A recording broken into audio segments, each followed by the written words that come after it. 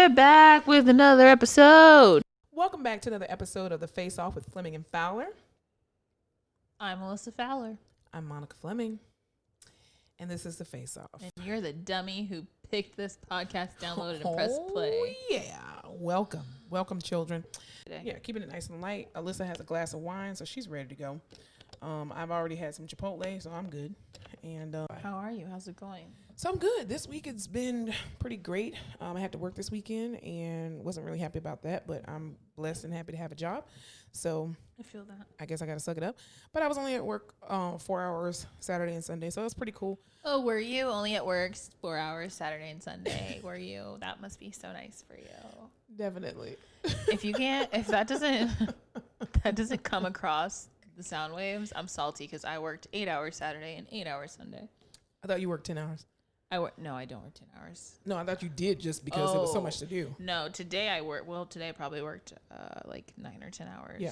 I blocked that part out. Thank you. I'm sorry. I didn't mean to bring up your traumatic past. I apologize. It's okay. I appreciate it. But yeah, this week was pretty good. Nice chill week. I was in the COVID ICU and no one died this week. Thank God. You know what? Round of applause for that. Round Give of it up applause for life. that Give it nobody up. died. Yeah, that's That very. no one died. Yeah, no one died this week. Thank God. Nobody died. Nobody died. Does a quick calculation. I know. in I her was like, head. wait, did somebody die? But no, nobody died this week. Thank God. So how was your week this week? You know, it was a week much like the others. I went to work. I will be working like 10 days in a row. This upcoming week? Yeah. Wow. I think Thursday will be day like 8 in a row technically, but I worked the 2 days before my break. It's just been a long haul. I'm in it. You know when when you're working a lot of days in a row and it just at one point you're so exhausted that you're like, I might as well just work forever. You don't even care at that point. You're just I like, don't whatever. even care. Yeah. Is this a realm of hell? What day is this for you right now? This is how we do it. Wednesday, Thursday, Friday, Saturdays. 4? So Okay. I've been working since Wednesday straight. Yeah. So Cool high time for me to call in. Well, If you're my manager, I hope you're not listening. yeah, she definitely is not going to call in.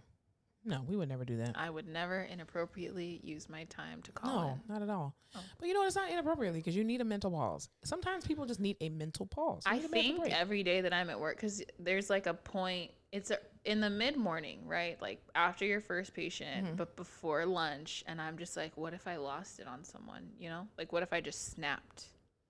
Then you need a lot of PTO. I feel like I sound like a man today. I don't know why. Maybe I'm tired. I don't know. But I feel like there's way more bass in my voice today than there was on the last podcast. She So got if that super bass. I know. So if I sound like a man today, you logged into the podcast. So. Daryl, picture up a key.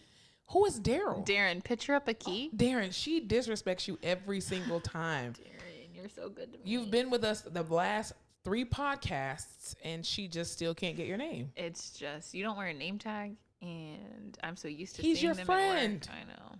He's our Isn't it? editor. He's our PR, our marketer. It's fun, though, this game that we play. You just call him every name with a D Yeah. other than Darren. Darren, I want you to know who actually likes you in this relationship. It's Darrington. definitely not Fowler. Ha ha! Let's move right on to the topics. All right. What are we talking about today? Today we're going to start off by talking about a great show on OWN called Family or Fiance. Then we're going to be talking about colorism, Beyonce, and African American women versus African women and the differences. Can't wait. Yeah, it's going to be pretty good. So stay tuned after these messages. Stay tuned after the music. So there's a show on OWN called Family or Fiance. It's a really great show. It's a show about an engaged couple that comes on, and both sides of the family are having some issues with their relationship. And it's usually like younger, African-American couples. It's, straight, gay, non-binary, whatever, couples. That was And inclusive. That was good. I'm trying to be more inclusive in 2020. Sorry. We're in a pandemic and might as well do it now. You're not wrong. Yeah. So yeah, this latest episode that I actually saw was, this one black couple, and he actually ends up, the guy actually ends up being the DJ for Keisha Cole, and his fiance, I'm not sure what Go she does. Keisha! Like that? Keisha Cole? I don't understand why. Yeah. I should have cheated. Oh yeah. The one You're gonna love you the way you should. That's definitely that Keisha Cole. Yeah. Damn. That's That's the- how. I yeah. just wanted to make sure we were talking about the same Keisha, Keisha Cole. Cole, Because, you know, there's a absolutely. couple. It's very true. So yeah, so he's a DJ for Keisha Cole. He also apparently has this big DJ business where he hires a bunch of DJs and finds them jobs and all that kind of stuff. Anyway, He's like a DJ. Godfather. Yeah. Yeah, definitely. And that's what it made it sound on the TV show. Like anyway. Babysitters Club for DJs. Pretty much, yeah. Nice. Yeah, nice, yeah. nice. Or like call girls for DJs or something Ooh. like that. So basically, he brought on there his mother, his sister, and I think one of his friends. Yeah, one of his best friends. And then the girl fiance, I'm glad to know that I'm boring you. Fowler is over here just yawning. But anyway. Did I not say that I've been working for 90 years? Yeah, it doesn't matter. Doesn't matter. It was disrespectful. But anyway. I don't understand I hate why you. you wanna try. I hate you. And so anyway, the girl, she brings on her sister, her niece, and her aunt. And so apparently the guy's family, their issue was they wanted the girl's family to be more accepting of the male fiance. Okay. And the girl's family, it was really more so her sister. Her sister ended up getting a background check done on her fiance to know if he was hiding anything in his past. And apparently he was just like so upset about it. Like, why would you do a background check on me? And blah, blah, blah, blah, blah. Like, that's not right. Like, I don't sell drugs out here. You know, I'm a DJ. I'm gonna have an honest living. And Would drug dealers show up on a background check? I don't feel like you file taxes for that. Like, how would people know? not unless you just have a criminal record for selling drugs. That's about it. It's not like, ding, sells weed. But here's the thing. I don't personally think that there is anything wrong with a family member getting a background check on somebody you're dating. Okay. Yes, here's the thing. If it's me and my family, hell yeah, no problem. If I'm the person who's getting background checked on, you can 100% bet that I'm going to make a big deal about it. I would not. You better do a background check on me because me and my family going to do a background check on you. No, I don't know what that card that I hold will be useful for in the future, but you can guarantee I'm going to be like, I cannot believe, I am so offended that you would do that. What kind of person do you think? Like, what does that say about you that you'd be with someone that would do something that would need a background check for? I feel so violated, and you hold it. That's your card. I disagree. That is your card to hold. Because let me tell you something. Any guy that I have dated, I did a background check. I paid that little $2.99 and I background checked your ass. Is it only $2.99? Yes, it was at the time. I don't know what there's a lot of different sites and stuff. It depends on what site you go on. You have to go on like the legit sites. And I will pay that money to go on there to see what it is you have in your background because people lie. I mean, here's the thing. I don't mind if you have a criminal past, and let me be very specific about what I'm saying. She wants a thug. No. If you were arrested for protesting for the murder of Breonna Taylor, I'm cool with that. Right? Very specific. Yeah. Like if you were arrested, because it was a traffic stop or some traffic tickets or something like that, that's not a big deal. Now, if you've murdered 27 women, nobody. No conviction. Don't even bring the bread out. No. Nope. He's roaming free. Exactly. Pedophilia, molesting, raping, yeah, stuff like pedophilia is that. a hard stop, I would say, for me personally. Like, I'd put up with a lot. That's the hard stop. I won't put up with a lot, but that's an absolute no for me. And so I will absolutely do a background check on any man that I am dating. I'm not saying that I won't. I love that idea. I love knowing things that I shouldn't know. I love secrets. But I'm saying if you come at me and you said, I did a background check on you or my sister did a background check on you, I'm over the top dramatic about it. 100%. Well, see, we actually, what's funny is, and my sister's probably going to be very upset that I'm saying this, but I don't care. She's like, but here's the tea. Here's the tea. Get your cups ready. So my sister, I won't say which one, my sister was dating this guy. Narrow it down, everybody at home.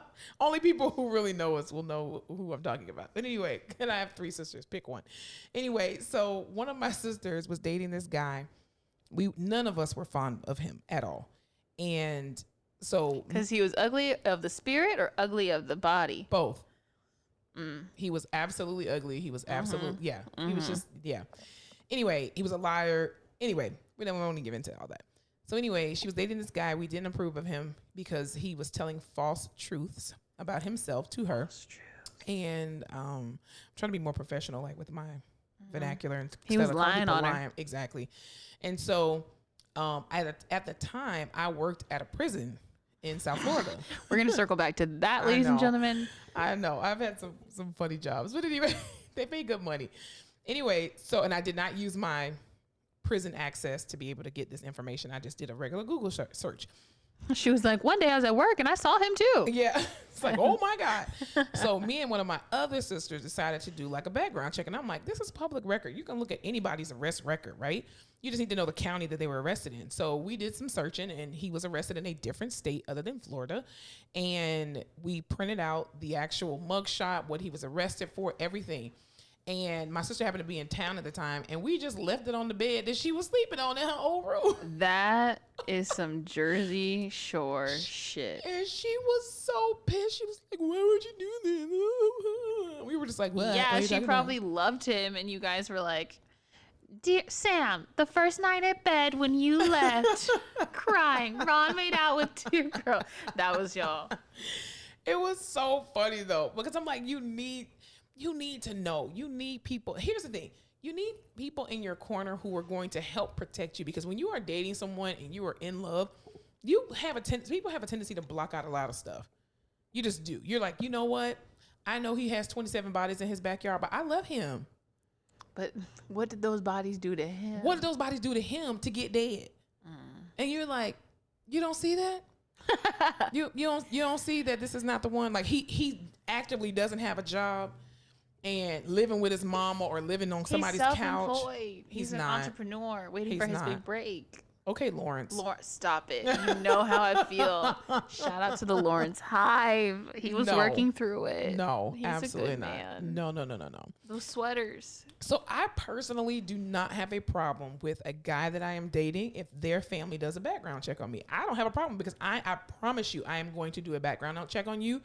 And if I can't find find anything, I have people in my family in high and in low places. Oh, I will find out. Absolutely. I'm not gonna waste my time with you. It's just a face-off. I don't know what to tell you. I'm going to be dramatic about it, and I'm not going to pretend like it's okay. It is 100% something I would do. Yeah. So if your mom did a background check on your fiance, you would you be upset with her if it was specifically your mom? Oh my God, yes. I'd Really? be like, I can't. Well, it depends what she finds and what I already knew. What about your brother? If your brother did a background check, would you appreciate I'd probably it pop more? off on anyone. Really? I'd probably pop off on anyone. Oh, okay. But just to be like, I can't believe you wouldn't trust me. Unless I was like, hey, something's fishy, or like, hey, you know, it'd be fun. Let's do blah, blah, blah. If I don't initiate it, I'm going to have to make a big deal about it. I don't know what to say. It's called self-preservation. Yeah. Because now I'm not in control of what happens and what's the information that's going to be found out. So I got to go ahead and protect myself and pretend like it's otherworldly. That way, if some fucked up shit comes out, I could be like, Yeah. Well, I also want to preface to say this, that the guy, he has 6 kids by six different women, but the fiance is aware of that. I don't think that was anything that he hid on the show. This is not your sister. No. This is not my sister. No. This is on the show, and family or fiance. And then what actually ended up coming out as well too was that the sister who did the background check, apparently she filed a restraining order against her sister's daughter. And they were already estranged anyway. So I think restraining orders, because background checks are petty. I don't think they are. I think they can be. To the T-T-Y. Yep, You're saying it. Such a millennial. Because here's the thing. If I really, really care about you, I'm doing the background check and not telling you unless there's something wild on it, right? But if I do the background check and tell you, it's because I want you to know that I think the person you're dating is trash, and here's why, and here's all this little petty information I can tell you about it. But I think too, if you have a person in your family that's like naive to different things, and yes, they need to learn, but I don't think it's anything wrong with trying to help them learn along the way, and not to necessarily say I want to expose this person because I want to break y'all up. I just want you to be aware that there is something in their background check. Even too, again, once you even get into serious dating where you all are in a committed relationship, you need to share your credit scores. Especially if you're talking about marriage, that should be put on the table. Yeah. Okay, we're talking about marriage. We are in a monogamous relationship. Marriage is where the next step of our relationship is going. Let's trade these credit score reports, because I need to know how you are with money. I mean, I'm not down for that on account of I'll be the lower credit score with the worse management of money, but I understand where you're coming But from. but I think that it's fair that your partner knows that, because there's nothing wrong with you being, the spender or being the person who's not great with money, because he may be. And so, because I mean, for me, I think there's a lot of traditional roles that people always look into, but even for my parents, my dad was the better spender and he handled all the bills.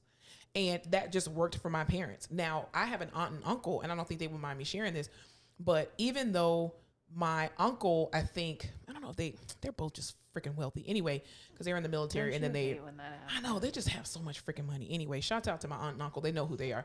Shouts Anyway, out to Richie Rich. exactly. And so even though they are both good with money, she basically handles the bills. So she pays the bills from their Pays the money. telephone bills, Right. Pays the Automobiles, and and then they chill. yeah. Absolutely. So she manages the household of bills, even though he makes the money, right? And she makes the money as well too.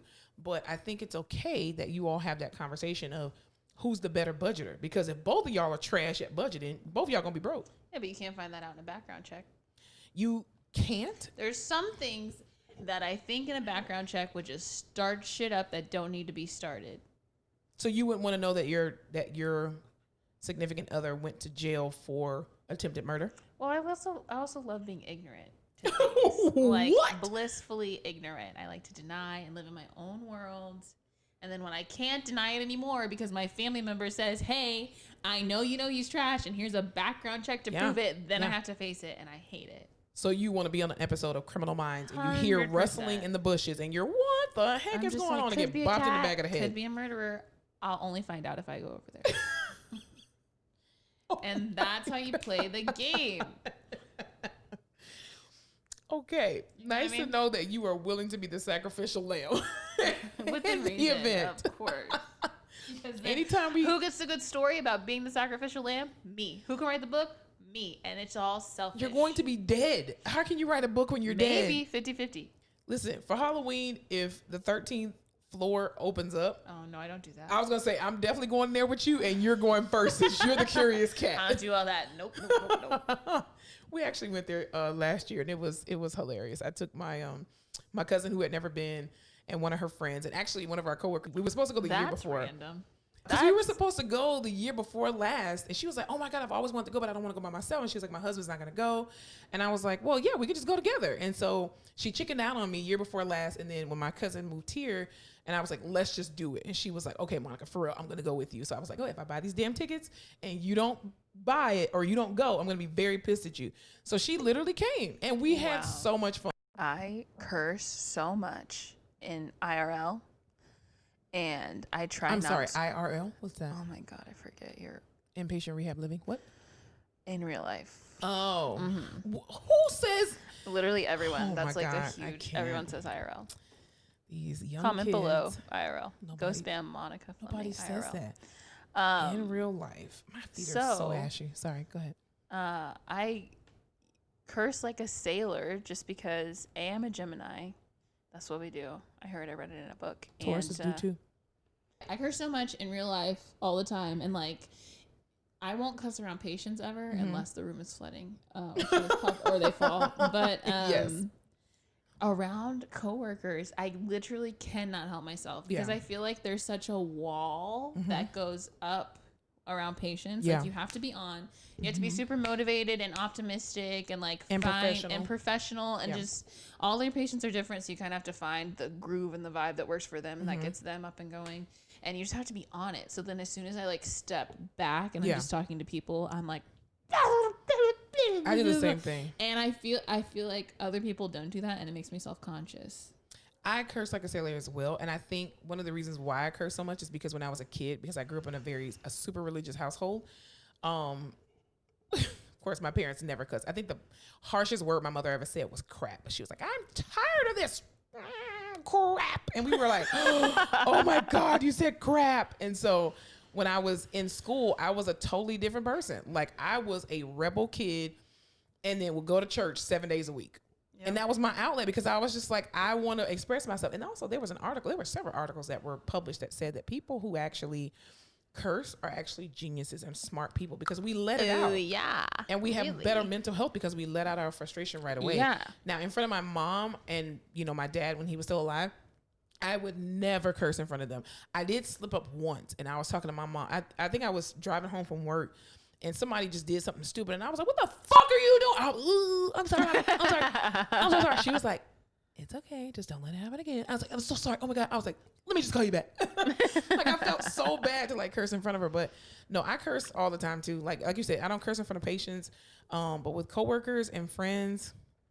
Absolutely. It just makes my heart feel glad. It just I does. know. But do you feel like, I feel like some people at work like keep it on and they're like very professional all the time and they don't curse and they're very PC and they don't want to like, I don't know. I'm a big shit talker at work and a cusser at work. I'm basically myself is what I'm trying to say. Pretty much. I can't filter myself off and I don't want to get fired. Well, see, I'm a code switcher. So I can, even me talking on this podcast now, if you were with people, people in the audience, You people who are not Alyssa, when this recording goes off, my vernacular changes 100%. Mm-hmm. Like, I can just. She speaks French normally. I don't know what y'all are hearing. It's weird.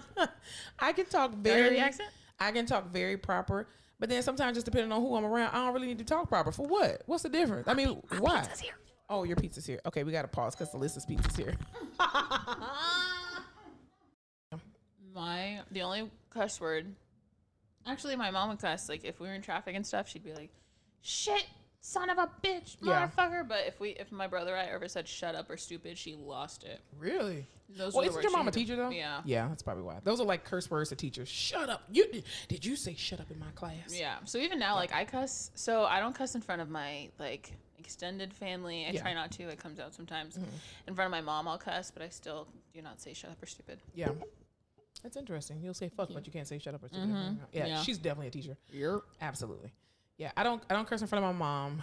I try my best not to curse around kids. Like I don't curse around my nephew at all. And then like my friends' kids, some of them curse around their kids, which I think is funny sometimes. I don't like cursing around kids. Well, it depends on what they're doing. Like, especially as a single woman, every time I'm on the phone with my best friend, all I hear is sit down, and I'll just be in the background, beat his ass. So that's the extent of my cursing to their kids, but I don't go up to their kids and like, look, motherfucker, sit your ass down. I don't do that to kids because I think that's disrespectful, to children. But I mean, I don't judge anybody who does curse at their kids, and that's perfectly fine. But yeah, I'm always in the background like, beat his ass. That's it. That's the extent of my cursing goes for kids. But yeah. Got it.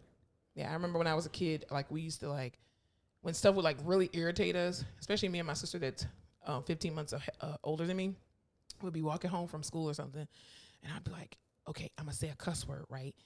But then I'm gonna just ask God for forgiveness right away. And I'll be like, fuck you! God, please forgive me of all my sins. Oh my God, I just cussed. That was the weirdest thing.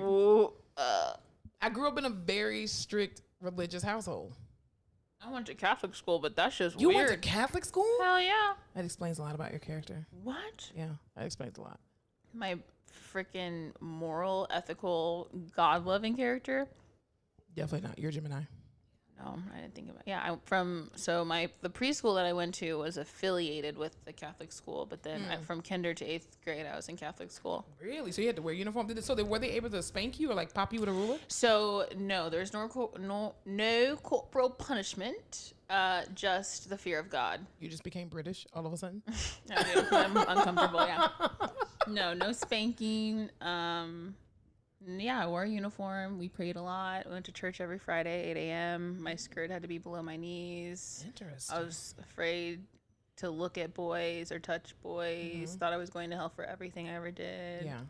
What was funny was when I was in elementary school, I think it was like first and second grade, our principal, paddling was still legal in schools.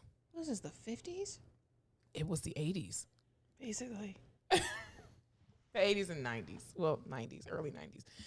Yeah, late 80s, early 90s. I'm 84. Yes. So, yeah, kindergarten and first grade, I remember the principal came to my class and this one boy got in trouble. He literally took a ruler and he beat his behind. His mom was standing right there. What? And I'm just like, you put your hands on me, I will kill you. I was that kid. Like, I did not play with teachers at all. If you didn't let me go to the bathroom or do whatever I wanted, because I wasn't a troublemaker, but if you provoked me, I was gonna clap back. I used to scratch my teachers like if I'd be like, I have to go to the bathroom. Monica, you really don't have to go to the bathroom. You're just bored and you want to leave out of the class. Bitch, I'm telling you, I need to pee. And when they wouldn't let me do it, I would let me just get my book back, because my elementary school and my middle school was it was within, a few blocks of my house. So like my middle school was literally 2 blocks from my house, and then my elementary school, I think, was like 10 or 12 blocks. So we walked to school all the time anyway. And literally I would tell my teacher, like, I gotta go to the bathroom. They wouldn't let me go. I would just grab my book bag. I'm gonna go pee and go home. Bye. And I remember my second grade teacher, she tried to stop me, and she pulled on my book bag, and I scratched the shit out of her face. And then I walked home. I went to the bathroom, and then because I really had to pee. And I walked home, and by that time, my dad was home. He was like, what the hell are you doing home? And I was like, my teacher wouldn't let me go to the bathroom, so I scratched her. And he was like, what? No, you're going back to school. So he took me back to school, and he asked the teacher, he was like, what happened? And she was like, well, she said she needed to go to the bathroom, and I know she didn't have to go to the bathroom. My dad was like, how you know she didn't have to go to the bathroom? And she was like, well, most kids, they don't really need to go to the bathroom. They're just bored and they want a break. He was like, okay, well, what's wrong with that? If she told you she needed to go to the bathroom, why didn't you just believe her? That's what I'm saying. Also, what if I want a break? What is the harm of me walking to the bathroom and coming back? I got a hall pass, lady. And I'm in elementary school at this point. So my dad was just he was like, absolutely not. You put your hands on my daughter, you deserve to get your face scratched. Yeah. Bye. We leave. He was like, let's go. I don't got time for this bullshit. I just got off work. I'm tired. So he told me, he was like, go play on your Nintendo. Just be quiet until the rest of your sisters come home, because I ain't got time for this crap. And I didn't get in trouble. I was very happy about that. Wow. No, nothing was as bad as having to go to the priest. No one wanted to go to Father Jack. He was like, Father Jack, that was the priest. Super awesome guy, super lovey, but we were just like, we don't want Father Jack to know we're doing anything bad. So was he just a really nice guy and you were like afraid to disappoint him? Yeah, and he was a freaking priest. Like every Friday and Sunday, because you go to church there too. So like Friday and Sunday, you're staring at him up on this podium. Everyone knows him. Your parents know him, and they respect him. And it's like, shit, if Father Jack knows I'm fucking up, I'm screwed. So they would I got a lot of conduct referrals, a lot of citations, I think they were called. Because they would be like, you don't have a tie, you don't have a uniform tie, you get a citation, your skirt's above your knee, you get a citation. I would always get it for talking. I was talking too much. Couldn't shut up. Probably had ADHD. See, there was no teacher like in elementary or middle school that I was ever like, oh man, if they found that I was being bad, I'm going to be so disappointed. Fuck all y'all. That's literally how I was in school. Yeah. Now, when I did get to high school, I don't even know why we're even going on this tangent. That's not even what we're supposed to be talking about, but whatever. We're going to keep the flow. Supposed to. It's our podcast. I know, right? When I was in, was it the 9th grade or the 10th grade? I think it was the 9th grade, freshman in high school. And this is a year that I came into school and all my sisters were at the same high school. So I was in the 9th. My sister was in the 10th, another sister was in the 11th, the other sister was in the 12th, and my aunt was one of the business teachers at this school. So it just made it so much worse. Shit. Oh my God, I fucking hated it. So this one particular teacher, maybe it was my 10th grade year. I think it was my 10th grade year. Anyway, yeah, it was definitely my 10th grade. Anyway, so the teacher, she kicked me out of her class. She was like, I don't want you in this class ever again, because one of our teachers, the teacher that we started off with, we love this lady so much. And she, in the state of Florida, I don't know if they do this in other schools, but in the state of Florida, you could teach for a year without a teacher certification, but then you have to take your test and then you have to pass it within a year. They give you, I think like a year or two or whatever to pass it. And then you can no longer teach. Well, something happened where she didn't pass her test. And halfway through the school year, she got removed and they replaced her with this like hard iron lady who was like, you could tell she was a new grad and was trying to assert her authority as his teacher. And we were like, girl, this is a ghetto high school, okay? This is like Lean on Me before Joe Clark got there, okay? Free Mr. Clark. Thank you. Don't try to change anything. But what's funny is, speaking of Mr. Clark, the principal, his name was Mr. William Dudley. And he was so amazing, this black guy, but he connected with the community of kids. And so when she kicked me out of her class, she was like, I don't want Monica back in my class again. Like, I think I had her for like first period or something. So anyway, she literally kicked me out of the class for like a good 2-3 weeks. And so I had to go and sit in the principal's office and Mr. Dudley's office and do my work for her class during that period. You were loving it, probably. I was loving because I didn't do no work. You know why? Because Mrs. Dudley was like, I'm not about to sit in here and babysit you. I'm the principal, girl. I got shit to do. You just gonna walk with me. So I used to walk around with him, and Mr. Dudley was known for having his little walkie-talkie in his hand and the same little megaphone that Mr. Clark had. He'd be like, all right, y'all go to class. Get off that wall. Let's go to class. The second bell has rung. Because we used to have like 7 minutes to get to class, and they would have a 2-minute warning bell. So nobody would move for the first 5 minutes. 7 minutes to get to. That's how I know this was before freaking 19 whatever. Well, this was in 2000. 1800. No, 2000. Because there was. I had 2 minutes to get to class. No. My ass ran across. No. They literally, and it was a new thing that they had tried out that school year, and they were like, we're going to give you guys 7 minutes to get to class, and we're going to give you a 2-minute warning bell. We would literally sit in the hallway on a senior wall, just sitting on the damn floor for 5 minutes. They were like, get to class. And we're like, we got 7 minutes, bitch. What you talking about? We waiting for the 2-minute warning. Once that 2-minute warning hit, everybody ran. It was so funny. But yeah, I was a terror in school. Oh, God bless our teachers. Oh, that's why I'm afraid to have kids now, because I want to have kids, but I'm afraid because I pray that they're not terrorists. Please be like your father, because he's going to be a very mild-mannered man. Because she's already run a background check and she knows he doesn't do anything crazy. That is very true. Yeah, absolutely. All right, so our next topic that we're going to talk about is colorism. So first things first, in the vein of colorism, I need to talk about Kylie being in the WAP video with Cardi and Megan. yes, so recently, or what was it, yesterday or 2 days ago, Cardi B, featuring Meg Thee Stallion, released a song called WAP, W-A-P, and it stands for Wet Ass, P-U-S-S-Y. It's a very catchy song. It's a very raunchy song, and it's explicit, but it's Cardi B and Meg Thee Stallion. Like, you can't go wrong with both of them. So it's a pretty awesome song, but if you're super religious, don't listen to it because it'll shrink your soul, I guess. I don't know. Definitely listen to it. It's about the coming of Christ. Oh, they coming all right. You're gross. Anyway, so yeah, so in the video, she has like different up and coming rappers. I think she has Normani, who is not a rapper, but she's an R&B singer. She has Mulatto. She also has Sukihana. Is her name Sukihana? She also has Kylie, Christine. Don't know if that's her I was real gonna say, name. why do you know Jenner. her middle name? I don't, but we're rolling with it. Yeah. So Kylie Jenner comes in at a certain scene where she has on like this leopard print outfit, and she's walking down the hallway, and she opens this door, and everybody's just like, She adds nothing to the video. she adds nothing to the video. Nothing to the video. And I need to know, this is what I need to know. So Normani had gone on that trip. Remember, it was the whole Black Girl Magic picture she posted with Ryan, Destiny, and Wasn't it Lori Harvey? Lori Harvey, Yeah. and Jordan Woods. Right. And they were all together, right? And then they're going to have her. I mean, I'm sure she doesn't give a shit because she's in the video and she's just having fun. But I'm just like, what did Kylie Jenner add to this video? Yeah, they did y'all should've just had want the Jordan Woods in likes? there. Did y'all just want? But nobody likes her. Who likes her? But Kylie has a huge following. She does. So I'm but, wondering if they were just like, we'll put Kylie in the video. But I'm like, why? but I think because Cardi B and doesn't Cardi B and Kim Kardashian kind of hang out or something like Do that? they? I have no idea.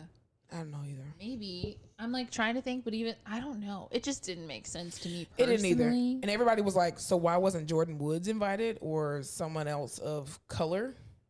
Yeah, she was a very white spot in that video. She was, because she had all these other African American women that were in there, and I think like Normani. Is that, am I saying her name right? Normani. Why am I calling her Normani? It's Normandy. That's Oh what my you're God. thinking of. The beach. Normani. She was in the video, and she was like, She ate. It was so. Listen. Every time.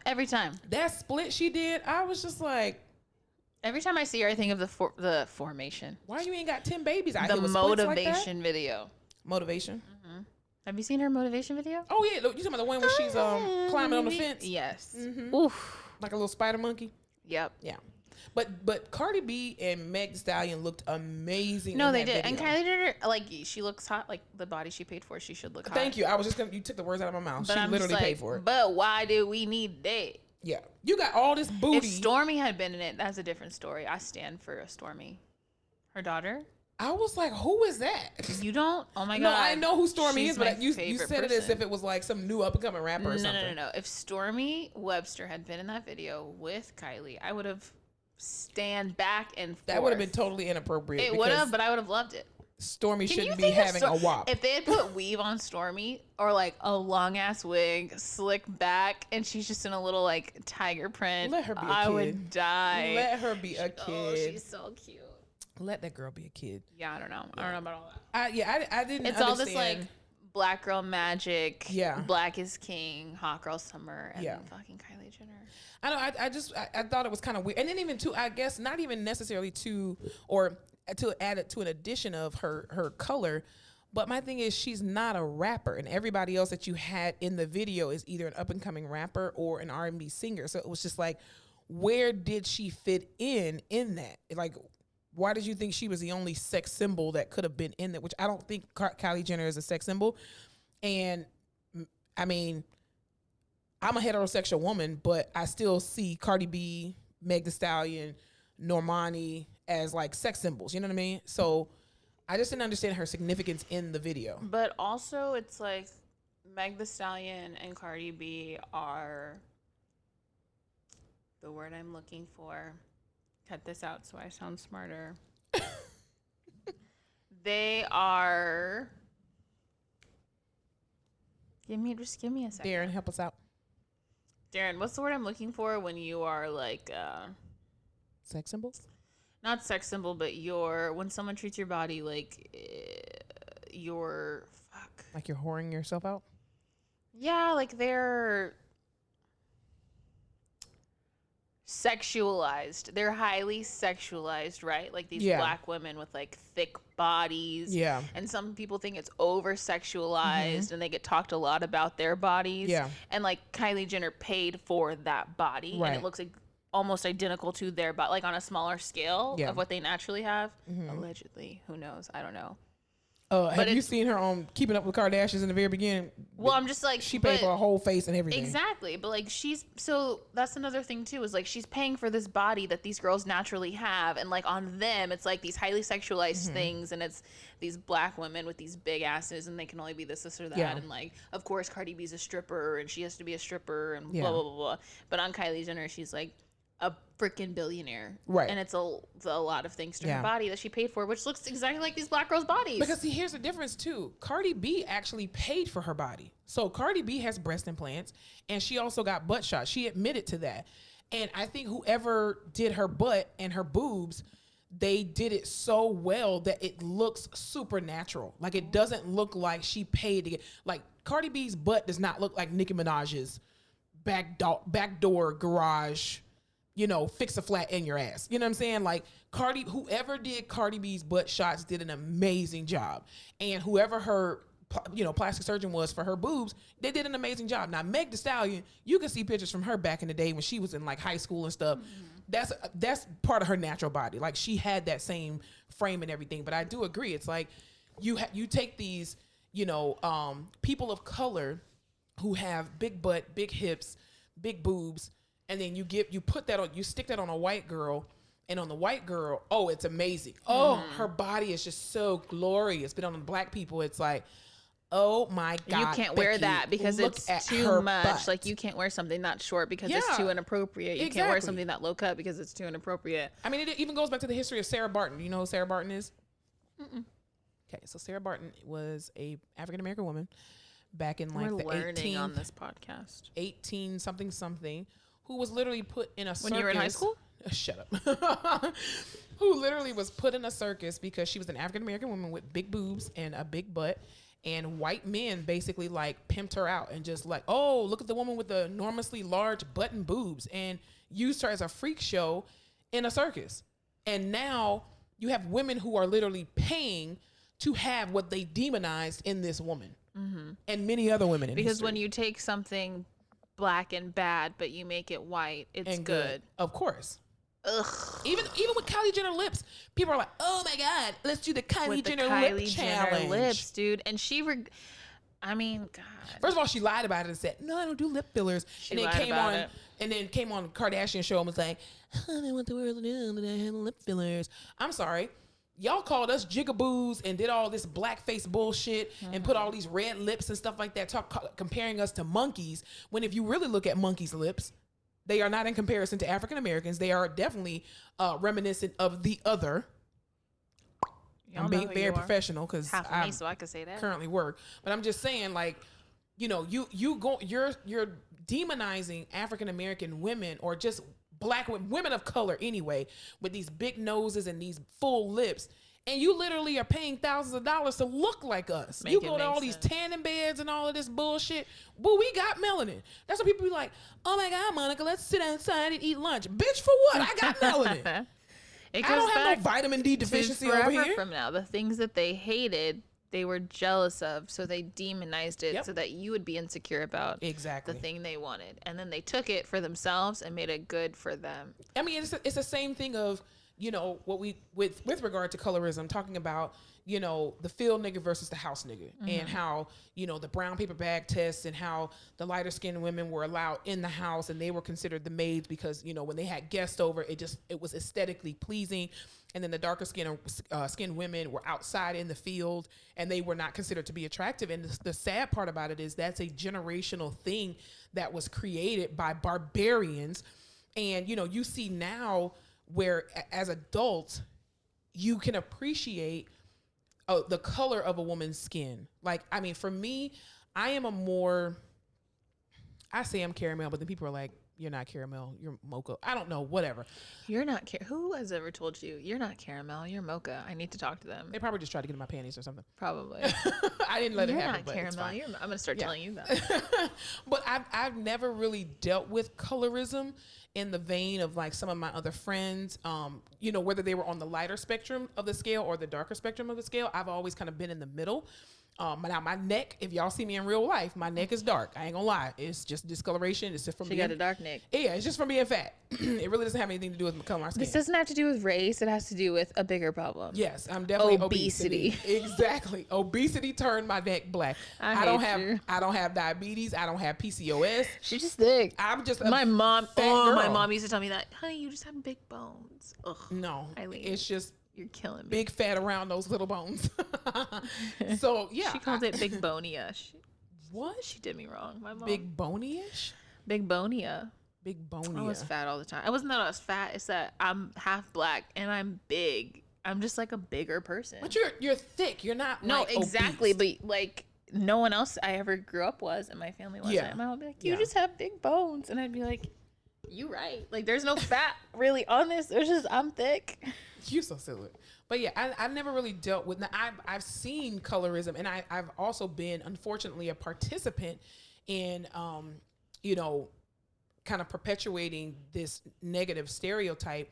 Because even back in the day, when I was a kid, kids are mean. We're immature. You don't know what's right. Even though you're taught home training, kids are just cruel, and you're just gonna, fall into the harshness of josing people, picking on people, ranking on people, whatever, stuff like that.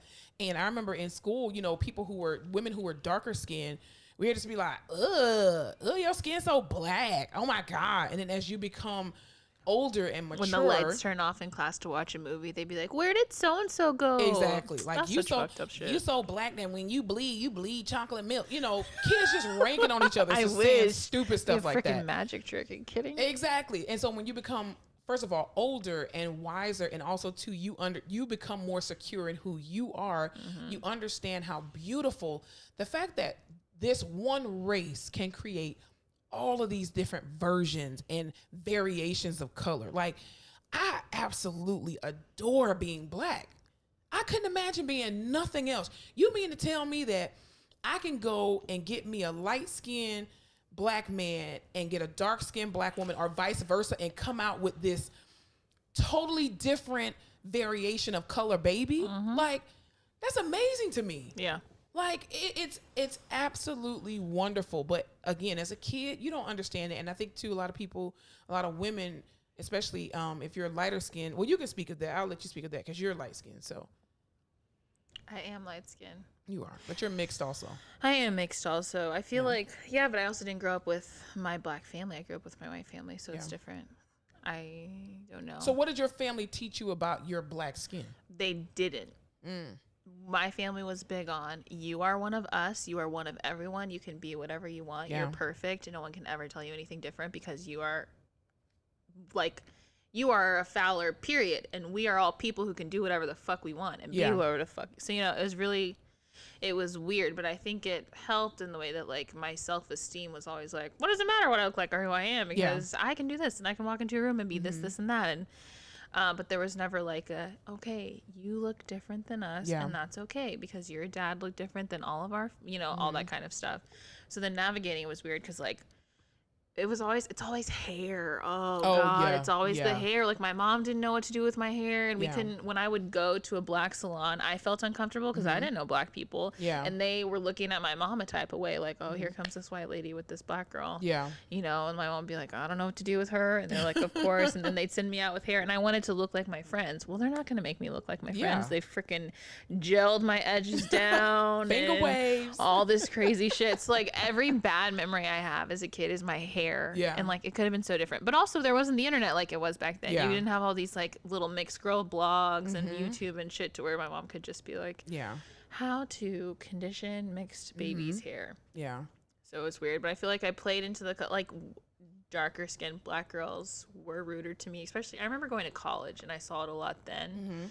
And I played into the, I don't like dark skinned black girls, they're always mean to me, they're always rude to me, and it's the same thing.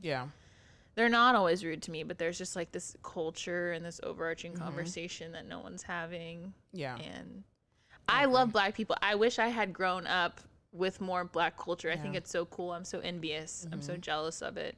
See, and I think when I was a kid, like I said, kids are kids, and you're gonna make those stupid jokes about dark versus lighter skin, and then oh, you're having a light skin moment, especially for guys, like light skin guys. It's just like you're acting real light skin right now, and for me, again, because I'm in the middle of the spectrum, I never had that experience where I felt like darker skinned girls were rude to me or treated me different.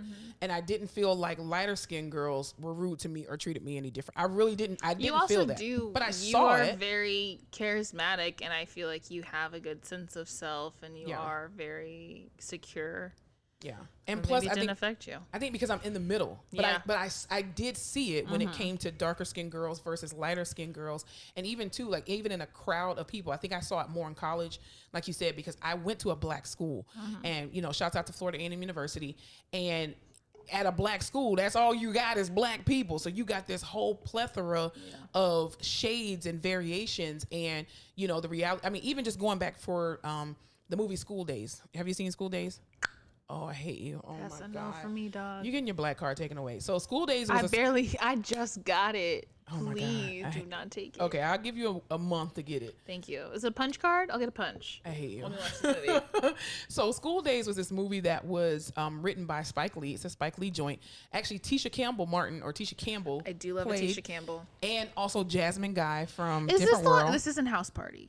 No. Okay, this is School Days. This is it's just School two Days. words, So black movie. School Days was about an HBCU and how the stereotypical behaviors of like frats and sororities. And so in the movie, literally Tisha Campbell played what do they call them? It was the Jigaboos versus the something. I can't remember. Anyway, there's a show on Netflix that talks about black culture in cinema, and they referenced this, so I do know what you're talking about. They have like a big like probate. Okay. And so basically Tisha Campbell's character, she was representative of, let's say stereotypically, the AKAs, right? So the AKAs are Alpha Kappa Alpha, Sorority Incorporated. They like stereotypically, they are the more lighter skinned black girls. Delta Sigma Theta Sorority Incorporated, they are more of the darker skinned girls.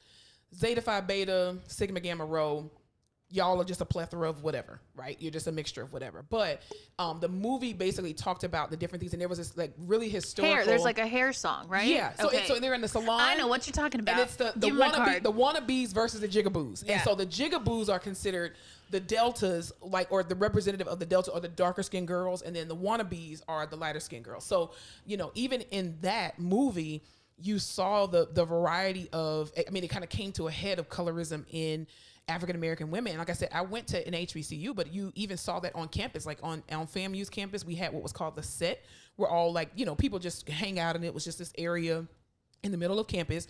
But you did see how lighter skinned girls were treated very differently, and were catcalling a lot more and stuff like that. Then you had the darker skinned girls where they were pretty as well, and not pretty for a dark skinned girl, but they are beautiful women, I hate but that. they just didn't get treated the same way. Yeah. And, you know, again, I think it just comes back to the generational disdain of the house nigga versus the field nigga. And we didn't create that standard, because I mean, if you look at Africa even too, right now, Africans, they don't really look at shades unless you're like you have albinism. Then that comes into voodoo and different things like that, where, you know, some albino children have to be protected because they basically will take their bones and say that if you get a next bone, week's episode, girl, it's really deep. I saw this documentary on albino children in Africa, and it's sad. They will literally kill these little kids and cut them up to try to make voodoo out of their bones and stuff, because they're like, if you get an albino child, girl, it's crazy. But anyway, that's not even where I want to go with that. But colorism is real. Well, it's a bigger, it's just like such a deep rooted thing. Like I remember being in high school and middle school, and when someone makes, so like I am lighter, so when someone makes a joke about a darker skinned person, a stereotypical black person, it's in a negative connotation. I'm not there raising my hand and calling attention to myself and wanting to be a part of that, because they're not addressing me, because Right. I'm not dark like that. Yeah. So then I'm taking the back seat, you know, and then people are always commenting like, your hair is so pretty, your skin's so pretty, all of these things. And it's this thing that you're accepted for and that people like about you. So I'm not going to talk against it or change it or go, you know? Yeah. So it's just like bred into this whole community and this society. Yeah, I mean, I think it's sad that, you know, but I also think that as the African American race, to a degree, I don't think that we can be held accountable for that stereotype or that issue. Like, obviously, once you know better, you do better. But at the same time, we didn't create that But dynamic. also, if you know that your child was going to be treated 18 times better if they were lighter skinned and if they acted a certain way and if they looked a certain way, why wouldn't you? I don't think there was now it's different. I feel like now we have technology, and at the forefront we have equality, and that you can look however and be whatever and do whatever and run a Fortune 500 company and look like this. But like then it's like, if you want to do anything, if you want to have a good life, you need to look like this, you need to talk like this, and if you're lighter and Absolutely. have straight hair, then that's what's gonna work. Absolutely. So like, how can people, you know what I mean? And then when people say, you know, oh, well, women are trying to, you know, aesthetically look like white women. And listen, if you have never had natural hair, shut the hell up. It's hard to take it. It is People say, hard. "Oh, your curly hair is so pretty. Why do you straighten it?" And I get it. Yeah, my curly hair is pretty, but it's a pain in the ass. Thank you. Corporate world. I'm not even in a corporate job. Hell, This is why I'm locking my hair now. No 9 to 5 was made for natural hair. No, first of all, it takes you too long to do your hair. You become a product junkie, and then the minute you go outside and hit some humidity, your twist out is done. Let's be clear. So if I want to go and get a perm and have my hair straight all the time and just wear a wrap and wrap my damn hair up, guess what? I'm going to do that. I'm not trying to look like Kim Kardashian or any other white woman. I am trying to do what is simpler for my hair, because I love to have my hair done. I don't personally like to do it.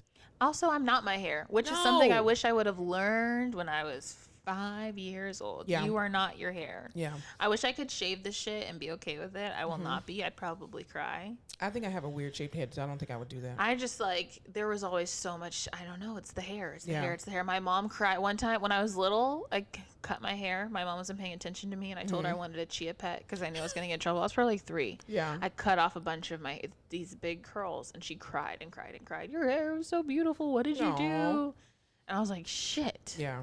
my hair. Well, the reality is too that, you know, society unfortunately does put on this, you know, mold of the woman who is aesthetically pleasing is this tall, slender, white, you know, long hair. And then when you have a beautiful black queen that walks out with an afro, with a short afro, you're like, oh my God, her hair just looks like spiders having a meeting. Like, when you do stuff like that and you don't show more of it, we are not in the magazines. We're in the magazines a little bit more now. But even too, there was controversy about what was it, Vogue and Simone Biles. So Simone Biles got a spread in Vogue, and she was on the cover of Vogue. And when I saw those photos, and there was a whole thing on social media that what was her name, Anne Leibovitz or something like that. Anyway, That sounds good to me. yeah, Anne Leibovitz, I think that's what her name is. Somebody in the comments correct me, whatever, I don't care. She's a white photographer, and the photos that she took of Simone Biles were piss poor. She made that girl look 30 times darker than what she actually is. And it wasn't even like you know how so for example, the supermodel Alec Wick. Were they black and white? No, they were color photos, but it was so bad. Like, okay, the supermodel Alec Wick, gorgeous melanated queen, right? And I love it because I'm like, you ain't got a single piece of acne on your face, and I love it. And she, like, her skin tone is so rich and so dark and so beautiful, but when she is covered in a magazine, her color comes off authentic. The way that this lady photographed Simone Biles was disrespectful. That's so shitty. It was like she made her black and like dark skin and ashy and just it was disgusting. And then even there was one other black photographer who actually photographed Issa Rae for her Vogue shoot, and the color that popped out was amazing. Even the newest photographer that did Viola Davis's photo, that was the replica of the man who had the webs on his back from being beat. I can't remember the name anyway. But yeah, it was so disrespectful. Girl, do you see that? I mean, look at the color scheme of it. What? Like, that's not even her natural skin tone. And it has nothing to do with the fact of her being darker. It was just the quality that you did of this beautiful black queen. You made her skin look so dusty. Like just flat. She looks flat. She looks completely flat. There's another photo too where Simone, she has her hand on her hip and she's just looking down, and I'm like, what third grader took this picture? She could be. And even there was another photographer who was just like, I could literally edit this on Photoshop and could have done the color way better than that. I was like, what were you thinking? Oh my god. That is the photo. It's the one where she's in the black and white dress. She just went to the beach for 7 days. You know, when your skin gets dusty. Your skin gets so like all black people can tan. Your skin gets a little change. You're gonna burn. And then there's a point where it just stops changing and it just gets like dark. Like you're not changing the contrast anymore or the vibrancy. You're just changing the darkness. Exactly. That's what she looks like. And it was horrible. I was just like, really? That's what y'all brought to the table, Vogue? There's no way that there's no highlight under her eye, no contour on her cheek, and you can't see any of that. These are awful.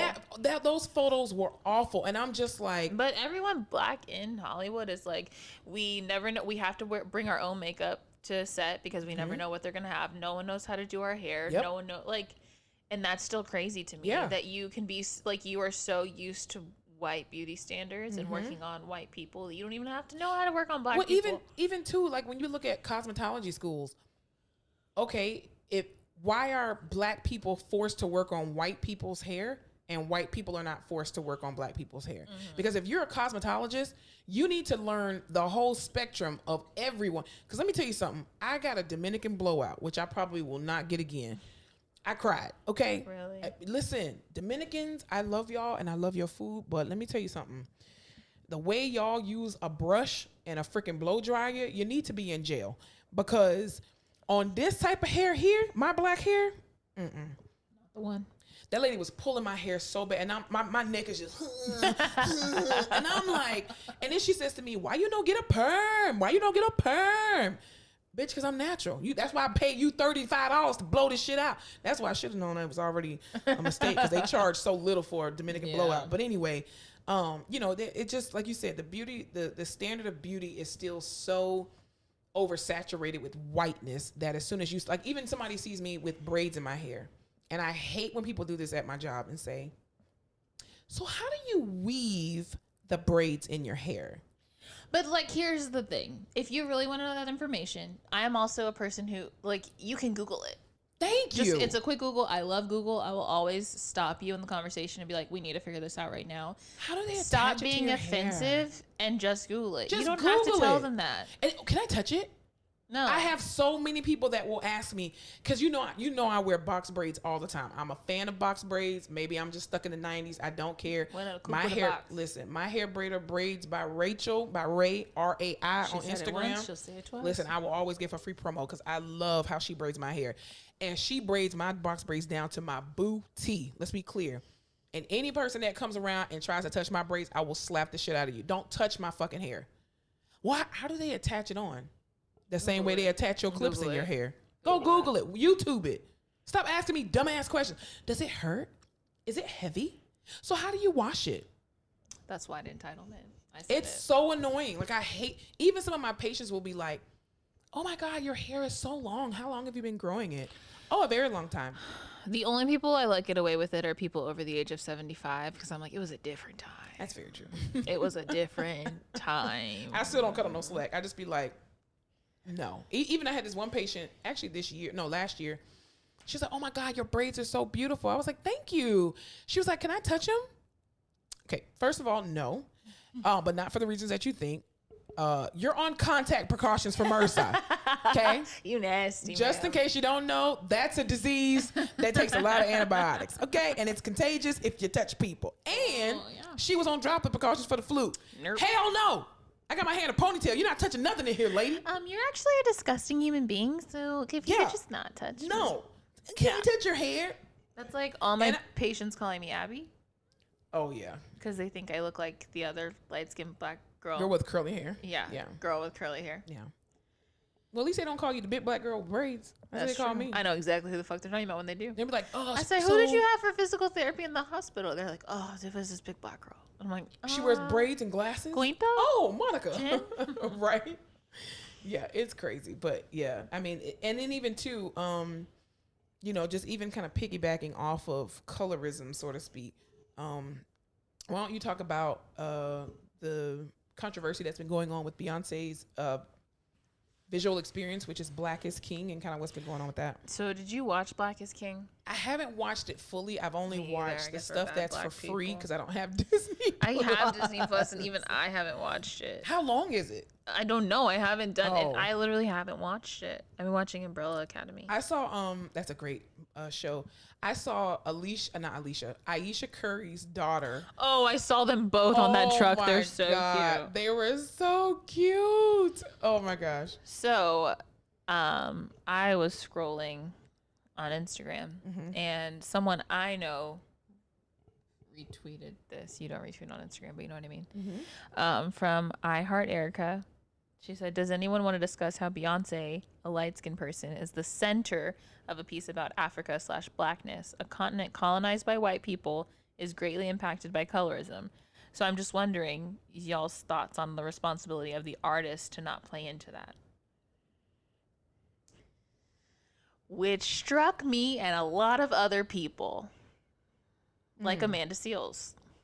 What did Amanda Seales have to So say? Amanda Seales saw that, and she posted it on her Instagram story along with the caption. Hold, please. You can cut this out, Darren. Turn your microphone around so She it said- says newer. Because remember, yours speaks here, not at the top. Do you hear me worse? Ooh, yes, I Do hear you you. hear me? Oh Yeah. my gosh. Yeah. We're finding out things. Amanda Seales reposted and said, cut the shit.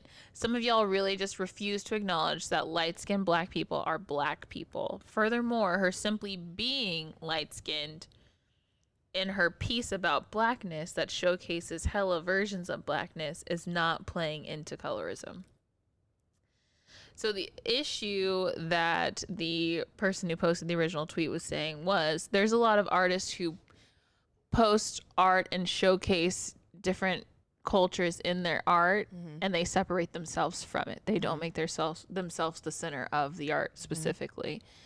So whether that's having someone more educated on the subject or more involved in the subject or directly related to it speak about it. So I just thought it was interesting because, like, we all love Beyonce. Yeah. I mean, you have already made your opinions clear. You don't think she's a great singer. First of all, stop. You are trying to get us canceled. You hate Beyonce. Let me tell you something. She's only this upset because it's true. Listen, no, I don't hate Beyonce. I said I think she's an amazing entertainer, and I will always support her projects and what she does. She is just she's not one of my favorite singers. That's it. Stop trying to make people hate me, okay? Then they're gonna be having a damn petition. Cancel Fleming. Cancel Fleming. That's what it sounds like to me. I freaking hate you. Anyway, Damn so millennial. I just thought it was interesting because I love Beyonce. I'll speak for myself. I love Beyonce. I love Beyonce and too. I love that I loved Formation. I loved Lemonade. Beyonce Self Titled came out when I was a sophomore in college and in a super dark time because it was finals, and I just listened to it on repeat. It got me through a lot of hard times. I love that she brings focus to things that people don't necessarily draw attention to themselves. Yeah. I love all the like layers of her work and the meaning behind her work, but I think there is a point to make behind she is a light-skinned person and she is highlighting this African blackness, but then again she is in the center of the conversation about something that she technically is not. Well, see, here's the thing for me. I just think that I see it from both sides, but my first point is that it is her fucking video. It's her video. Why would she not be in the center of her own video?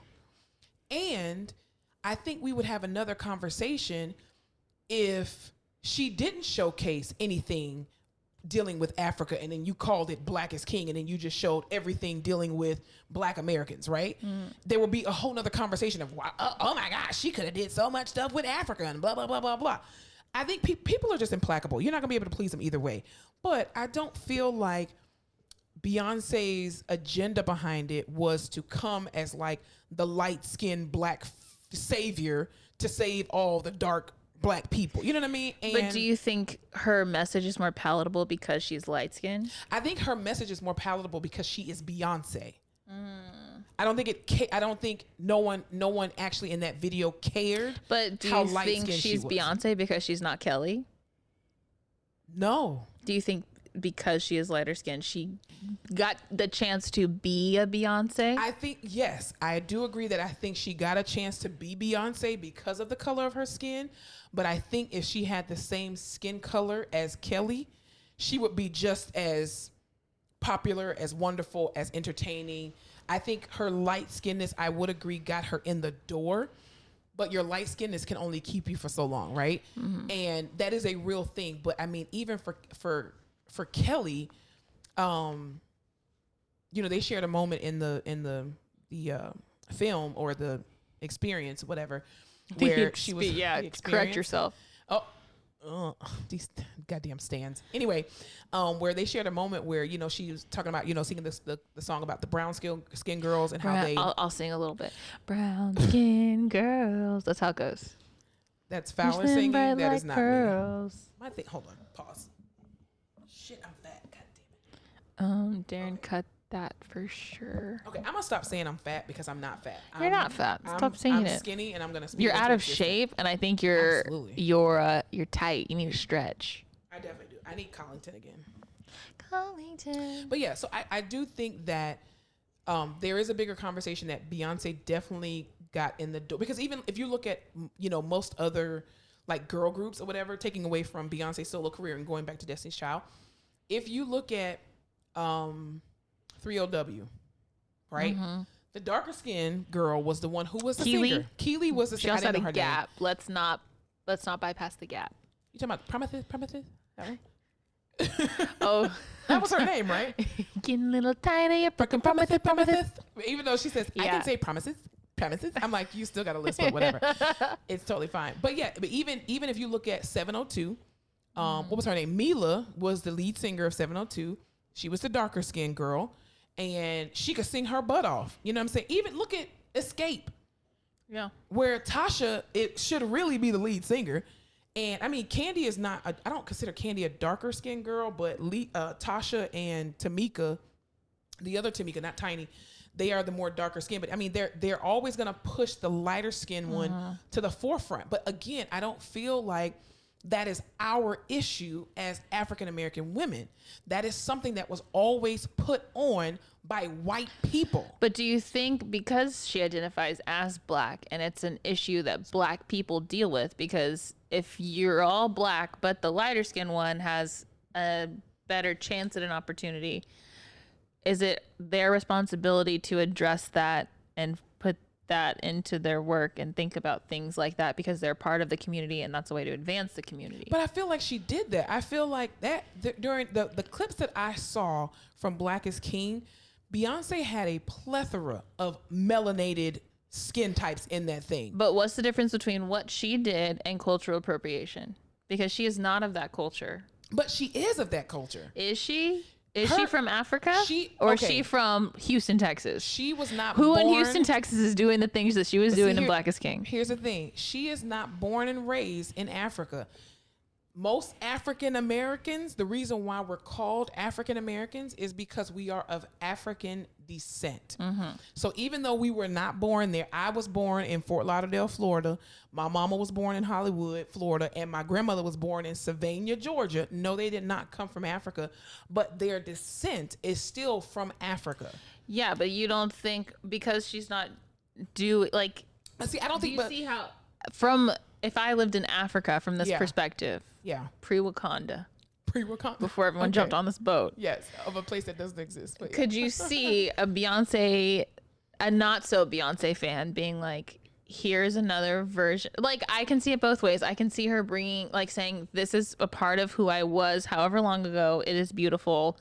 This is a part of me and I want to show it off. But can't you also see people from over there being like, bitch, this is another opportunity for you to take some cool shit that we did and you showcase it and you get famous again. And then you're doing this big interview about all of your culture, but you don't know about the culture because you're not a part of this specific culture. You're a descendant of the culture. I would say that if Beyonce didn't get people who were actually from the land. And I think that's the biggest difference between Beyonce and appropriation. Appropriation is where you literally Kim Kardashian will just get cornrows and they'll be like, oh, these are forward forehead braids.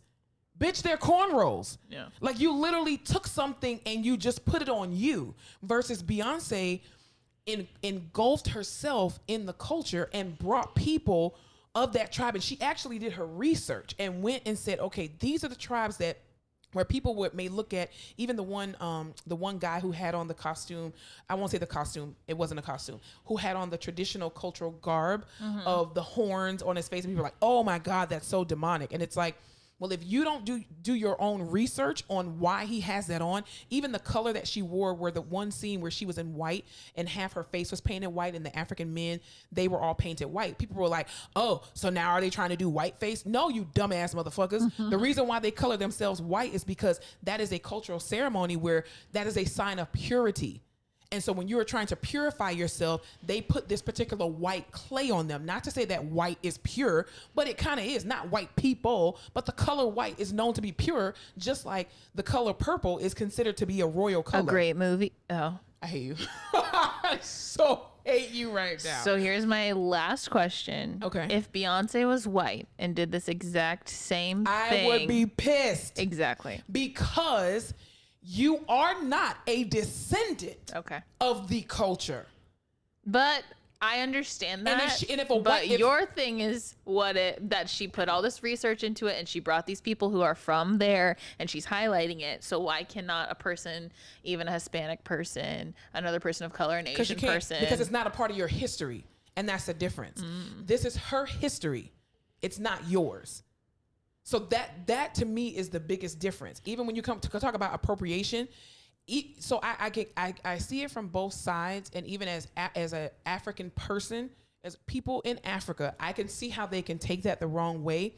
But at the same time, I think I would look at that and say, oh my God, look at this American star who literally is glorifying, all of these tribes that people don't even know about. I would look at that as like, wow, she really came over here and did her research. She took people from the land who actually, went in and did the dance. And she came back here to promote us and to lift us up. I would not look at Beyonce as her doing that to appropriate African culture. And I think because even too, you can't talk about African Americans without talking about Africa.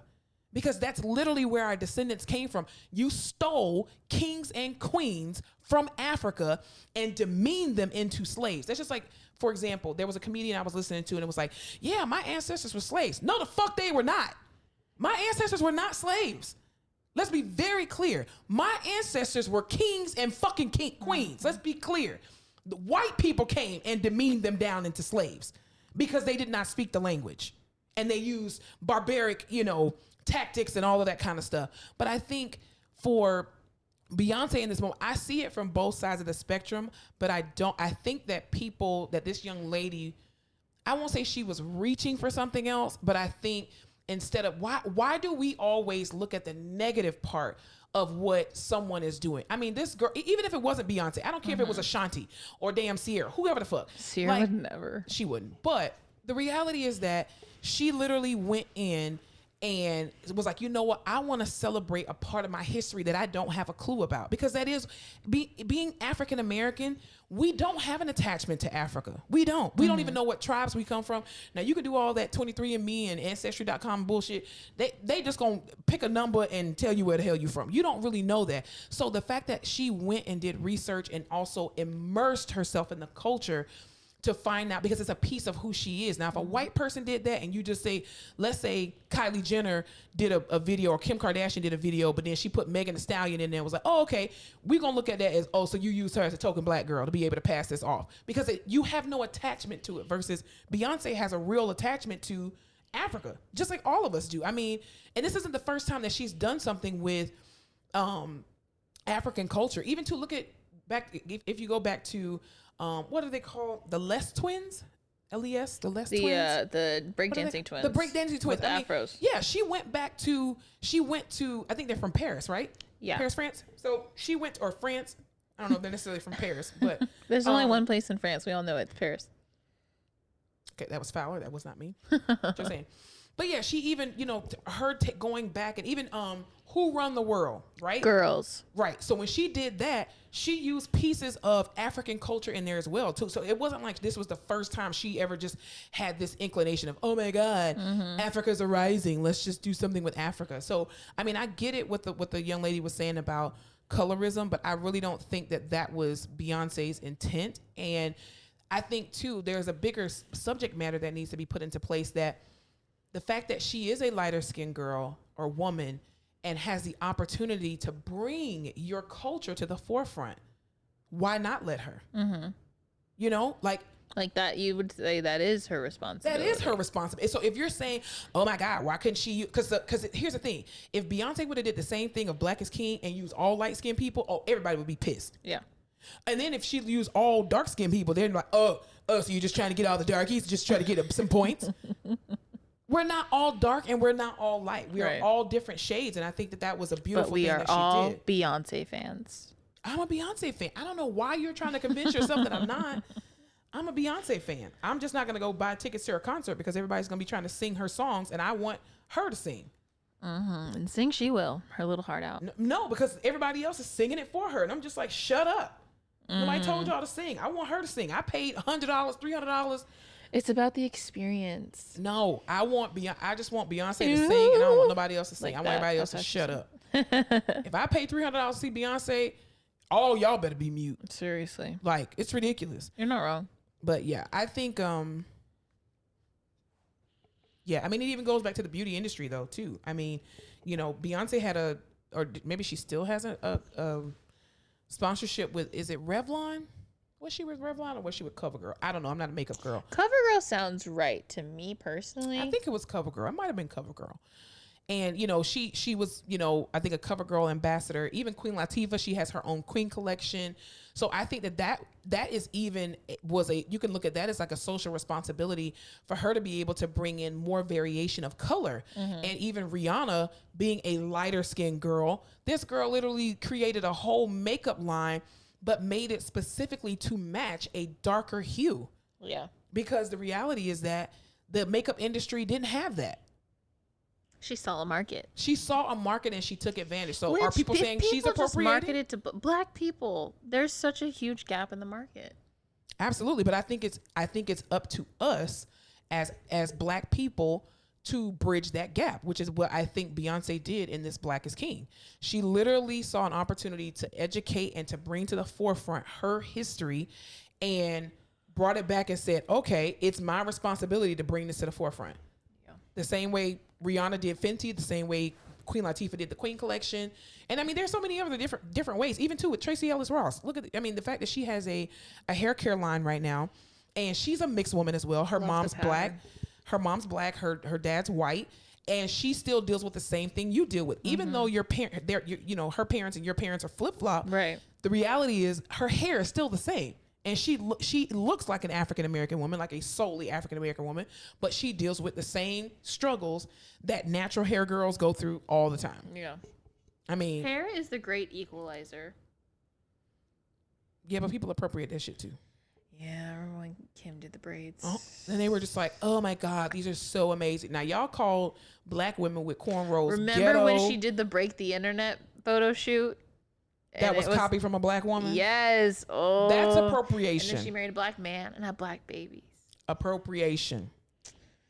Because you want to be something that you're not. You went and got your butt done, your lips done, your boobs done, the whole nine. And I'm not saying that big butts only belong to black women. They don't. But it's very clear. But if you got it. Hey, I'm just saying, when you purposefully take something from someone else as your own, look at Elvis Presley. He was the biggest thief and liar known to man. Took Shots half fired of the over here songs today. that he even created were not even his. He stole them from black people. I mean, even down to the damn leg dance. And then you resorted to dying on the toilet. I'm not saying that you deserve that, but I'm just saying. Hey, you do bad things, you die in bad ways. I mean, look at how many black superstars or could have been superstars. Even Little Richard, y'all took that whole man demeanor and we're just gonna put a little white wig on it. It's ridiculous. But anyway, I digress. So piggybacking off of that, now we're gonna get into, speaking of Africa, we're gonna get into African women versus African American women. What do you know about African women? I know that I love Yvonne Orji, and I love her stand-up special on HBO right now, and I love her impersonation of her parents from Africa, absolutely do too. Nigeria. Yeah. Gina, she's a comedian. She plays on Bob Loves Abishola on ABC. Gina, I'm going to screw up her name. Yashahira? I think that's her name. Yashahira? No? Anyway. She's a comedian. She's a night. Oh, wait. Shit. What do you look? Oh, crickets. That's what you're looking for. But yeah, she impersonates her Nigerian parents all the time. Her Nigerian mother, and she's all, like, she has this one sketch in her comedy, and she says her mom was like, "You have 3 things that you can be: a doctor, lawyer, engineer." And so she was like, you know, she wanted to be a doctor. She went to try to be a doctor. She said she got as far as like anatomy and physiology 1, and they had to dissect the frog, and she was like, "Oh, no, I'll be an engineer." So she went and became an engineer, and she said she worked for this one airline company, you know, not building planes, repairing planes, all that kind of stuff. And then she said, you know, she had this love for comedy. I was like, "What are you doing?" She had this love for comedy, and so she told her mom, "Oh, I'm going to become a comedian." Her mom was like, "Comedy? Comedy? What the hell is comedy? Oh, so you mean to tell me my daughter is a clown?" And I said, if that is not like every Nigerian mother, it is so funny. Because I have some Nigerian friends, and when they talk about their moms, it's just like, all moms are the same, no matter what culture you're in. They're all the same. Wild. Filipino moms, they want you to be a nurse. Yep. They just do.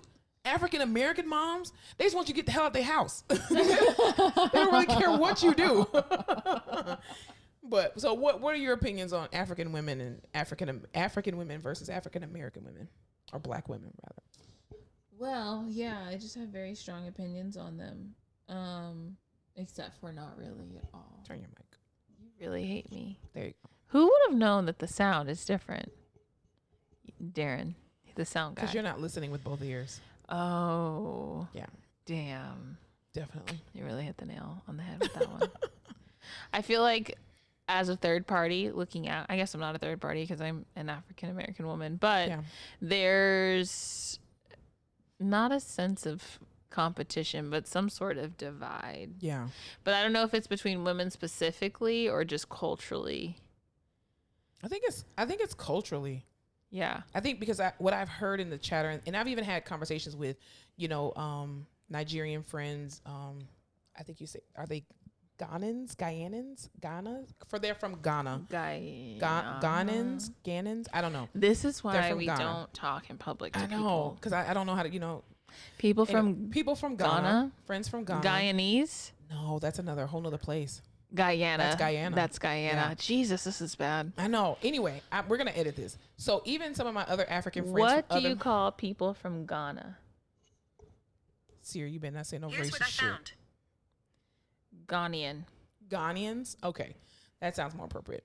So even, you know, some of my Nigerian friends and Ghanaian friends, you know, or associates. What the fuck was I saying? Shit.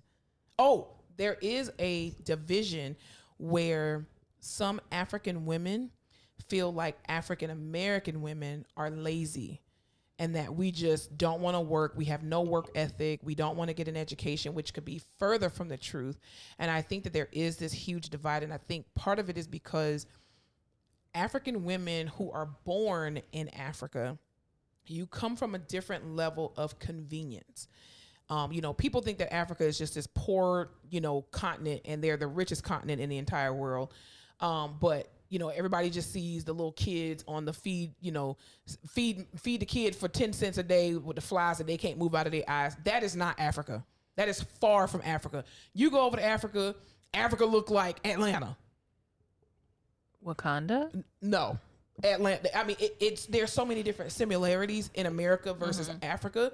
Obviously, there's a greater appreciation for their culture there, but because they are authentically there. Well, they're cities, not tribes. Exactly. Like there are tribes. There are tribes, but there are cities. cities. Like they're a progressive continent. Like it's not like they're just, you know, walking around with no bra on and just straw skirts. I mean, there are, like you said, there are tribes that do that, but there are also progressives as well. And so I think that there's always been this kind of sting of African women looking at African American women in a very disrespectful light. Like, you guys are just lazy. You don't want anything. You don't want to progress, blah, blah, blah.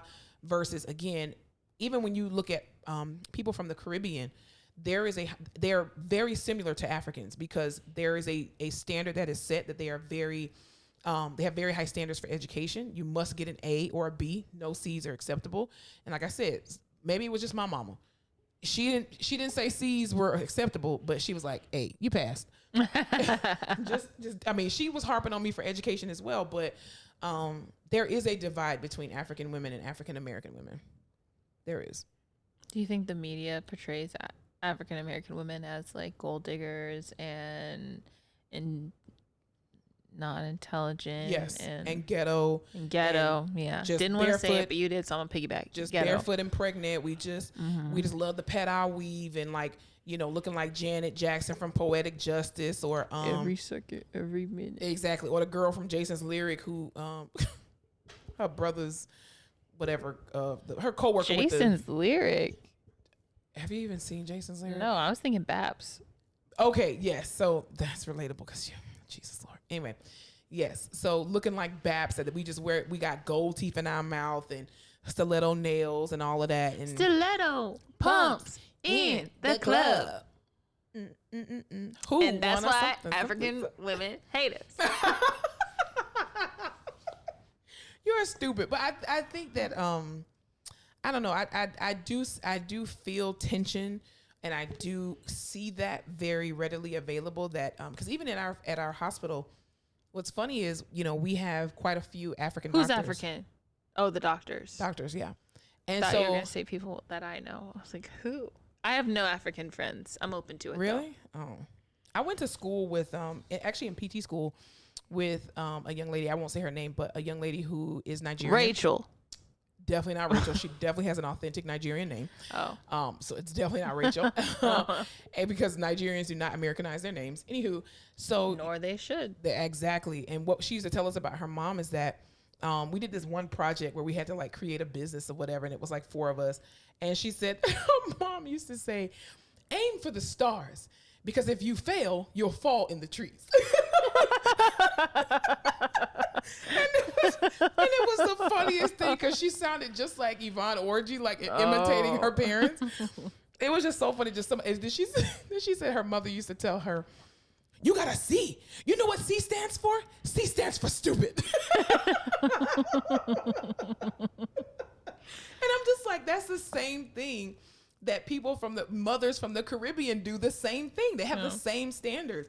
And I think black women, African American women have the same standards. They may not be as harsh, but they have the same standards. I mean, you have African American women that come from, you know, the slums, come from the hood, they come from the country, and their parents are like, listen, I want you to have better than I have. Because that's really what the ending result of any parent just wants their child to do better. That's it. They just want you to have better than them.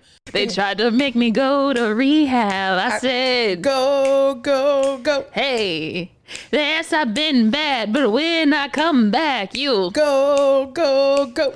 Get your ass in that corner. Hey, welcome to the rehab corner, everybody. She stopped. Sorry, we're going to go back to you. But one time she came in to talk to my patient. My patient was blind, deaf, and mute. Oh, she comes in to start talking to my patient, and she can't get anything out of her. We're in the middle of trying to transfer. And she was like, she's deaf. And I was like, I know that. Do you know that? You've been talking to her for the last 5 minutes. What's wrong with you? She's like, okay, shakes her hand and leaves. And I was like, are you fucking kidding me? And there's a sign on the, you know how the speech puts up a sign, but it says like, I'm blind, I'm deaf, I'm right. Hijo, dude. I was like, how was that doing we're going to go off subject because I really want to know that. Maybe we should just talk about it in the rehab corner, but we're going to talk about it now. How was that dealing with a blind, deaf, and mute patient? Rough. Was that where we work now? Yes, currently. Wow. So, as you know, I haven't been doing this for a long time. So, and that was when I was doing rounds in that area. Yeah. So I had been hearing about that patient for a couple days, and they wanted her to get rehab. No one knew what her prior level was because she couldn't freaking tell them. Did she have an interpreter or something with her? So I was like, I asked case management. I said, can we get an interpreter in here? And he said, because of COVID, all we have is the video interpreters. Well, sir, she cannot see nor hear that, so no help, thank you. Oh, so it was just, we waited a couple days for that because I was like, and she had had a stroke. oh my God. It was a whole bunch of stuff. It was really hard. So I took a physical therapist in with me, and we were like, we're just gonna try. We'll start moving her, and we'll see what happens. So it was going pretty well, because I guess at home she's fairly independent, but she knows her environment. She lives with her son. And they didn't let the sun come up. They didn't let the sun come up, so they were trying. She must not have been born like that. Because how do you have a son and you're blind, I think it was progressive. Gotcha. Okay. But her son did come up, but every time we were there, he was not there, so we couldn't. And we would be there in the morning. He'd come in the afternoon, kind of thing. Okay. And the physical therapist with me, when we were moving around, we thought she had to go to the restroom. We had her at the edge of the bed. It was just a lot of back and forth. It was good with like cues, with tactile cues, and so Jessica was like, let me try something, because her dog is deaf. So her dog is deaf. Oh, yeah, dog is deaf. So she signs to her dog, so she knows some signs. So she started signing in her hand, and then she started placing the patient's hand into the sign.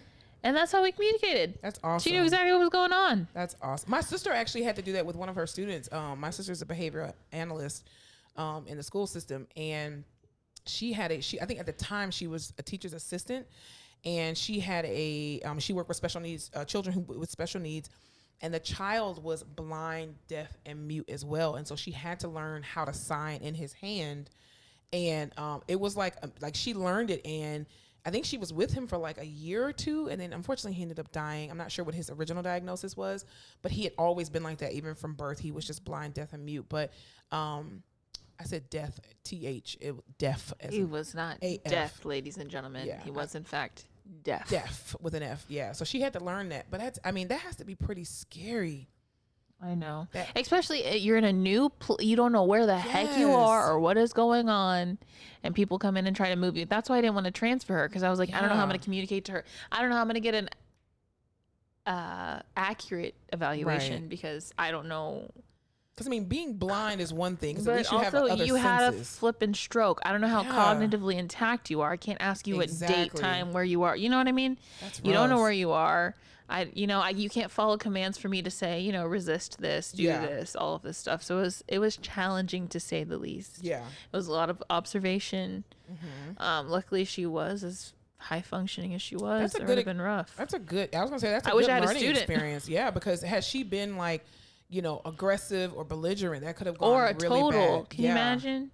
Yeah, because I mean that has to be scary for her, where she can feel that she's not in her safe space.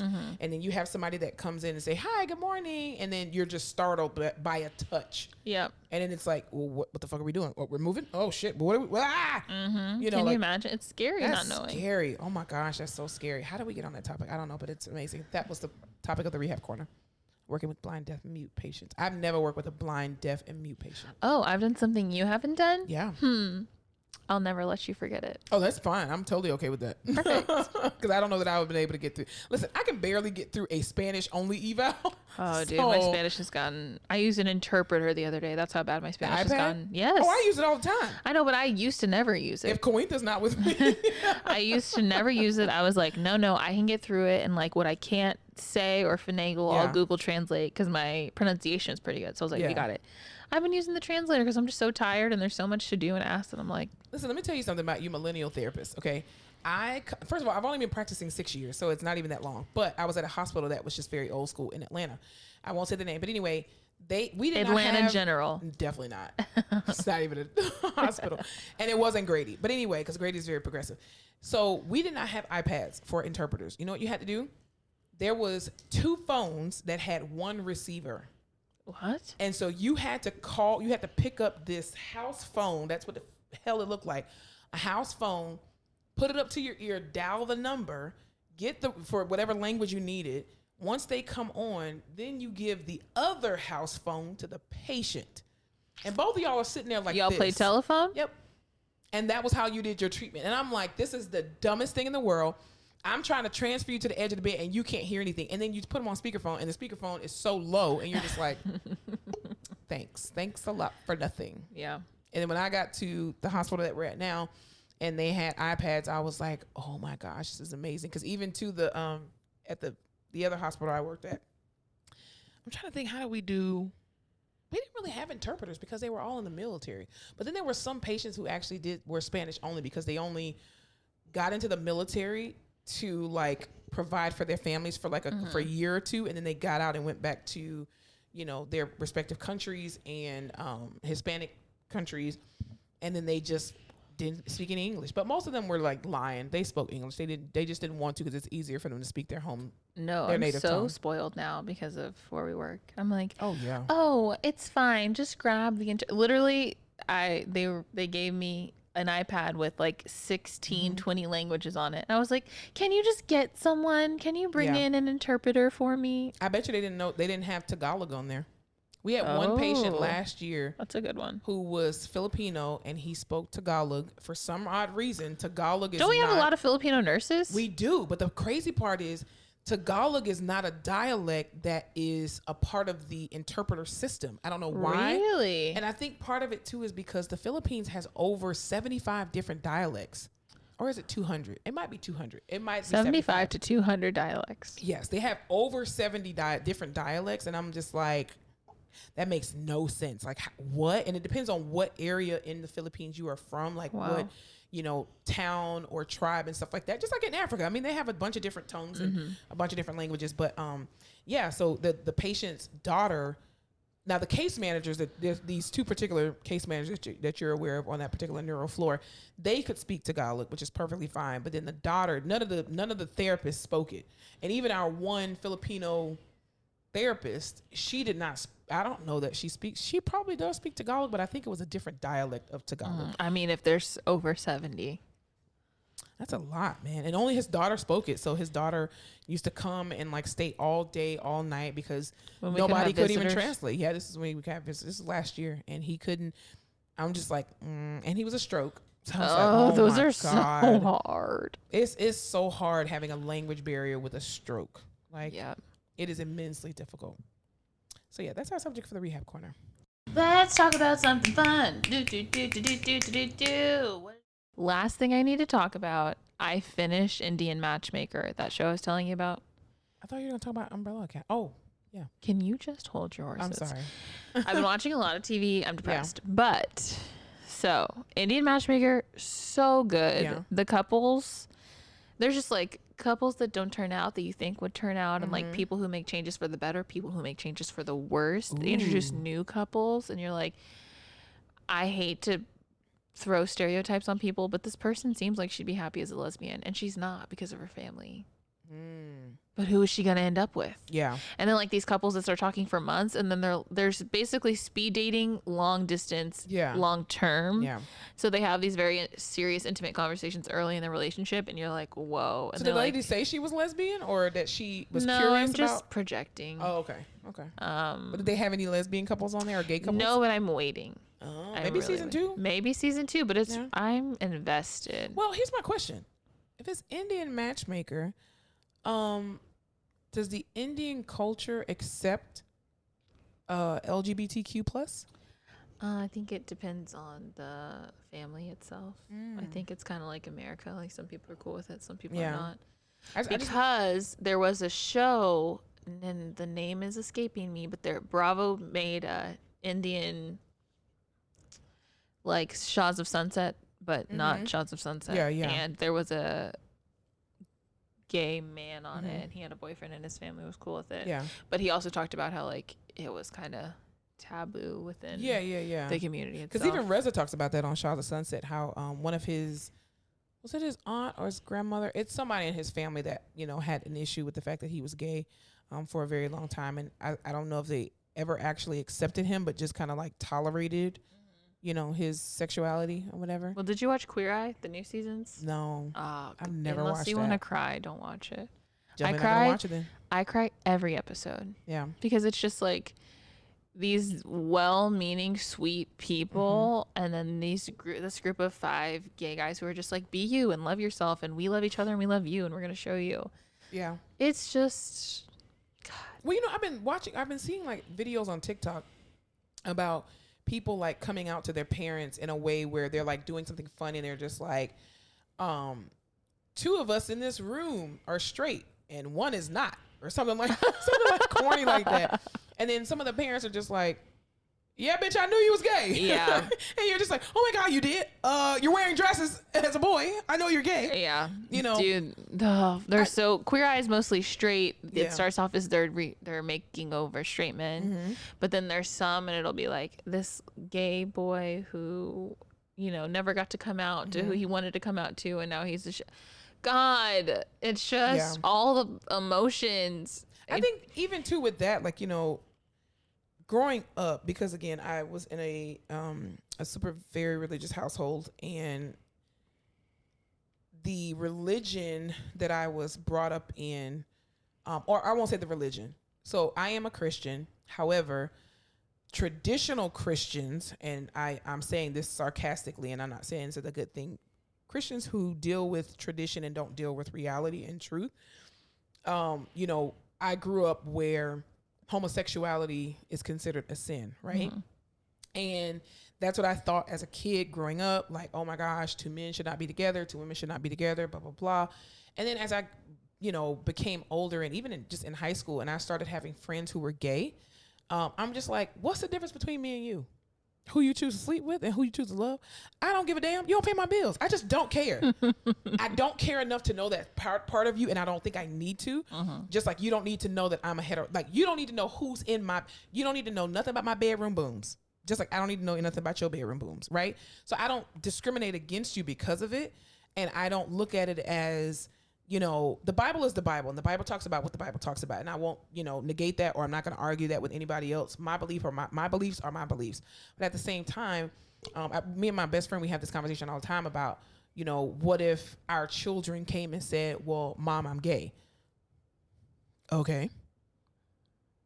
You want to go get some ice cream? Are you at least interesting? Are you cool? Can you read a room? Yeah. Like, are your boyfriends or girlfriends going to be cute at least? I know. That's Just I'm pick just somebody like, cute. be a normal person. I want my kid to just be a normal person, be funny, have a talent, Yeah. maybe make me laugh. Right. I think the hardest thing would be as a parent if your child came to you and said, like your male child said, well, I'm a woman, or if your female daughter said, I am That's a man. hard.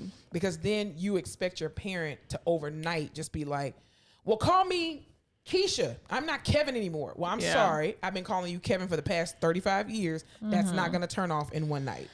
I also just like the thought of someone hating what they are, who they are, or what they look like, or being uncomfortable in their body every day for fucking years. It breaks my heart. Yeah, I think that's tough, and that has to be exhausting to not be authentically yourself or who you believe Just you are. like I wake up in the morning, I get dressed, I go to work. I'm me doing me, even when I don't feel good or I feel off. Like I'm still me. So the idea that every day you're constantly just reminded that you don't, you know what I mean? Oh God, I Yeah, can't. that's kind of hard. I think even children, even when their parents come and they say, "Oh, I'm gay," and the parent is just like, "What? What? You're going to hell?" I'm sorry. Here's the thing. You cannot say that you are a believer of God and you don't love his people. Like that, I think that for me, even as a kid, was very difficult to believe.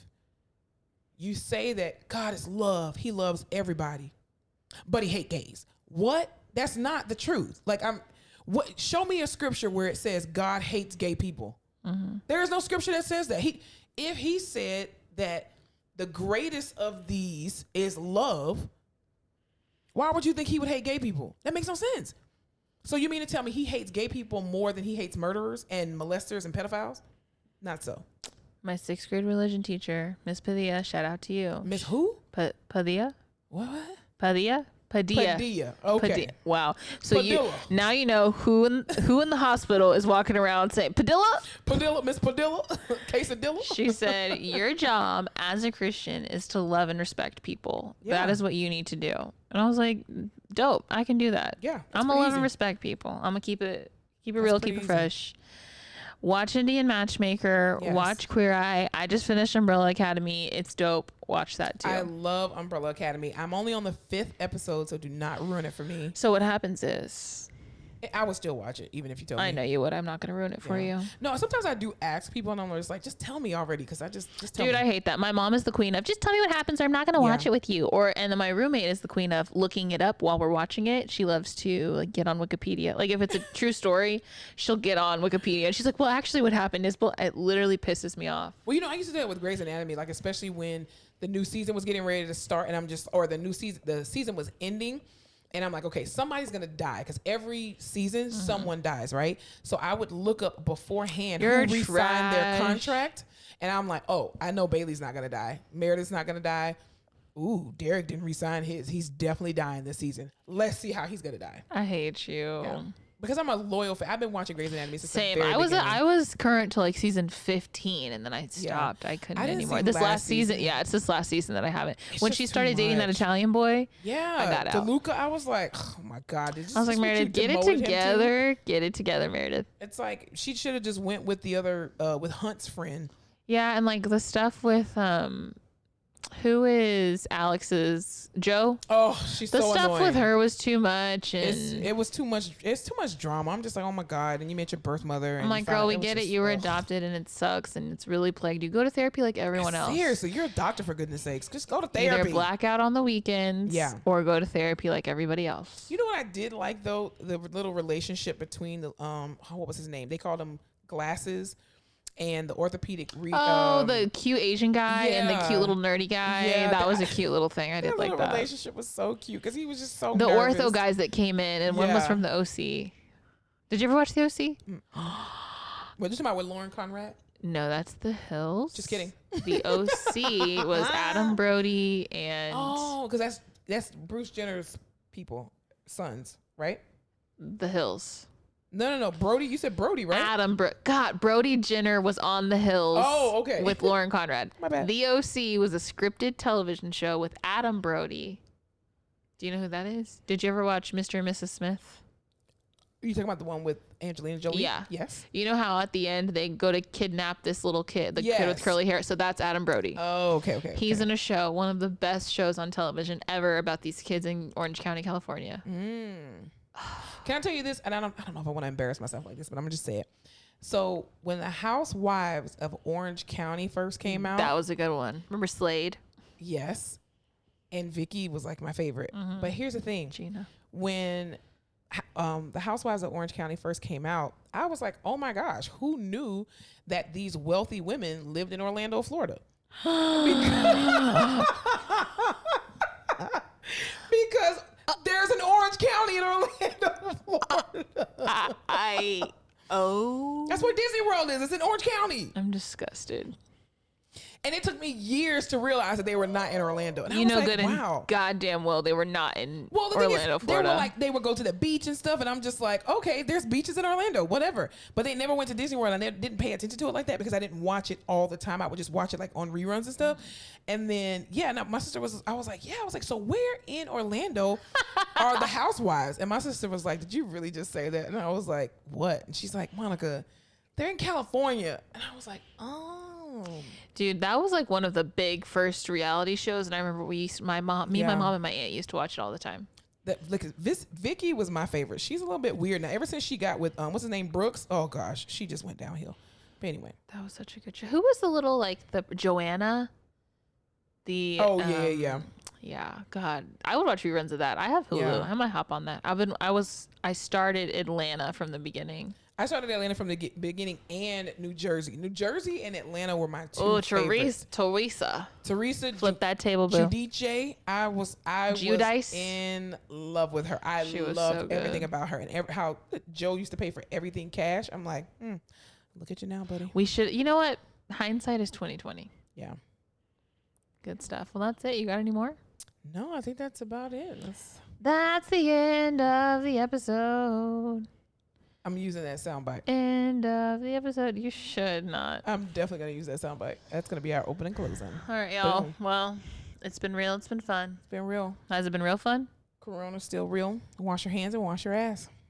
And cover your damn face. Cover your face and stop having parties. If I see one more picture or video of people out here having freaking parties as if we are still not in a freaking pandemic. 10 and under, ladies and gentlemen. 10 and under. Our hospitals are still full of COVID patients. That is very true. I'm tired of having patients in my unit that they're like, has COVID? Maybe, maybe not, but we can't afford to not have them. So, hey, just you don't stay even see them inside. when they're freshly diagnosed. I know. And on ventilators. Well, and because I didn't volunteer for that shit. sputum and coughing all in your face, and you got to put your face shield down just to protect yourself. I'm so sick of sweating every day. You probably have antibodies by now. You should go get plasma and get tested. I'm not giving you nothing. Why? You're selfish. You doggone right. As my daddy would say, you ain't gonna Tuskegee me. And cut. That's your soundbite. Thank you so much for tuning in to another episode of The Face Off with Fleming and Fowler. Don't forget to follow us on all of our social media platforms, including Instagram, Facebook, Twitter, and YouTube at The Face Off Pod.